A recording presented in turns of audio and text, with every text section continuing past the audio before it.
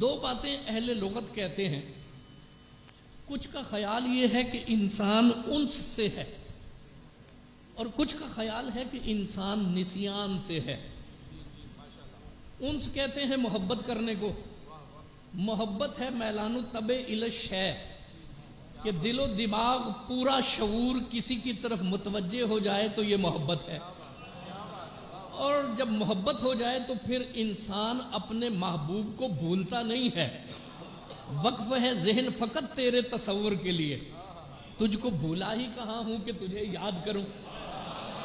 محبوب کی طرف ہر وقت متوجہ رہنا محبت ہے. گفتگو کسی سے ہو دھیان تیرا رہتا ہے، گفتگو کسی سے ہو دھیان تیرا رہتا ہے.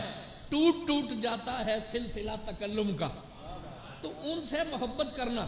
من احب شیئا اکثر ذکرہ، حدیث شریف تائید کرتی ہے کہ جس کو محبت ہو جائے پھر وہ کثرت سے اس کا ذکر کرتا ہے. تو انس کا تقاضا ہے یاد رکھنا. نسیان کہتے ہیں بھول جانے کو. تو اگر محبت ہے تو بھولنا کیسا؟ جب بھول گیا تو پھر محبت کیسی؟ بظاہر ان دونوں معنوں میں تضاد نظر آتا ہے. سوچنا پڑے گا کہ انسان کا معنی محبت کرنے والا ہے یا بھولنے والا ہے. بظاہر ان معنوں میں تضاد ہے، لیکن اگر غور کریں تو ان دونوں معنی میں ایک لطیف سا ربط موجود ہے. ان سے کسی کی طرف متوجہ ہو جانا. اب میں علامہ صاحب کی طرف متوجہ ہو گیا ہوں تو لا محالہ توجہ پیچھے سے ہٹ جائے گی. توجہ ہو جانا انس ہے، توجہ ہٹ جانا نسیان ہے. یہ کوئی الگ الگ کیفیتیں نہیں ہیں. جب ایک سے محبت ہو جاتی ہے تو ہر ایک سے خود بخود توجہ ہٹ جاتی ہے. جب کسی ایک سے محبت ہو جائے، انس ہو جائے، تو دوسری طرف خود بخود نسیان ہو جایا کرتا ہے. محبت کرنے والا سوائے محبوب کے کسی کو یاد ہی نہیں رکھتا.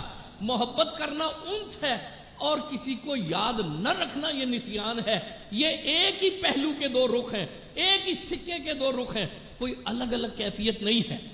تو گویا کہ انسان وہ ہے جو کسی سے محبت کرے. اگر کوئی مورخ خود کو انسان تو کہلاتا ہے لیکن اس کے نہا خانہ دل میں کسی کی محبت کا چراغ روشن نہیں ہے تو وہ پتھر کا کوئی بت تو ہو سکتا ہے، لکڑی کا تراشیدہ مجسمہ تو ہو سکتا ہے، انسان ہرگز نہیں ہو سکتا، کیونکہ انسان کا تو تقاضا ہی محبت کرنا.